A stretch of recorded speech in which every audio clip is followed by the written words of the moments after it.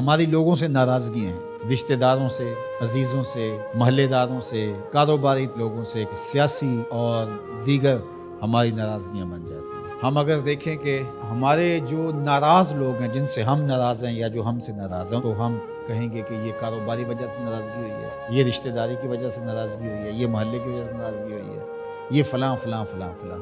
اب ڈھونڈے ہماری اللہ کے لیے ناراضگی کتنے لوگوں سے ہوئی ہے، تو شاید ہمیں بہت کم لوگ ملے۔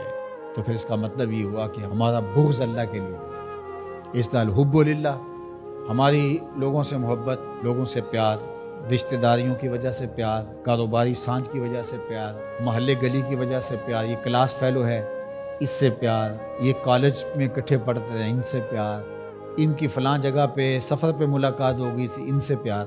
جب ہم شادی بیٹے کی بیٹی کی کرتے ہیں تو کارڈ لکھنے بیٹھتے ہیں تو یہ رشتہ داروں کے لکھ رہے ہیں، ان سے تعلق کس وجہ سے ہے؟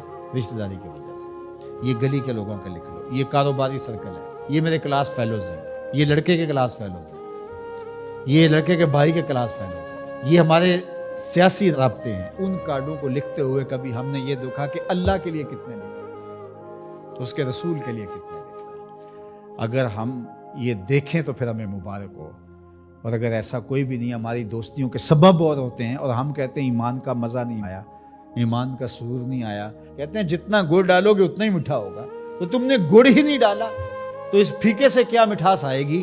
تو یہ گڑ تو تم نے ڈالنا تھا۔ احب الاعمال کا، افضل الاعمال کا، الحب فی اللہ والبغض فی اللہ، تمہاری لوگوں سے محبت بھی اللہ کے لیے، تمہاری لوگوں سے دشمنی بھی اللہ کے لیے۔ اللہ اکبر۔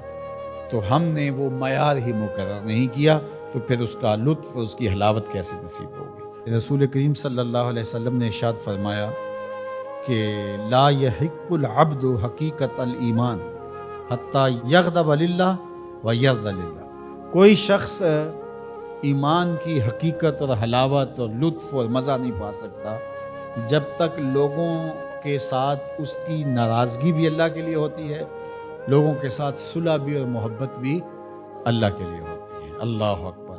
فَإِذَا فَعَلَ ذَلِكَ اسْتَحَقَّ حقیقت، اور اگر کوئی شخص ایسا کر لیتا ہے، اس سے اس کی لوگوں کے ساتھ محبت اور نفرت کا معیار، اللہ کے لیے محبت اور نفرت کا معیار یہ ہے، تو پھر وہ حقیقت ایمان کا نور پا جاتا ہے۔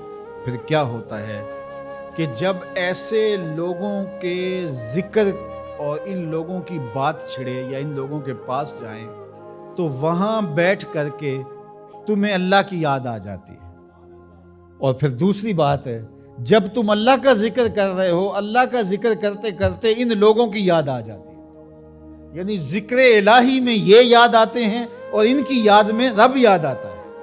اللہ اکبر۔ یعنی پھر یہ اللہ کے ذکر سے الگ نہیں ہوتے، تم یاد رب کو کر رہے ہوتے ہو تو رب کے یہ دوست بھی ساتھ یاد آ جاتے ہیں، اور اگر تم ان کو یاد کر رہے ہو تو ان کو یاد کرتے کرتے رب یاد آ جاتا ہے، کیونکہ تمہاری ان سے محبت ہی اللہ کے لیے ہے۔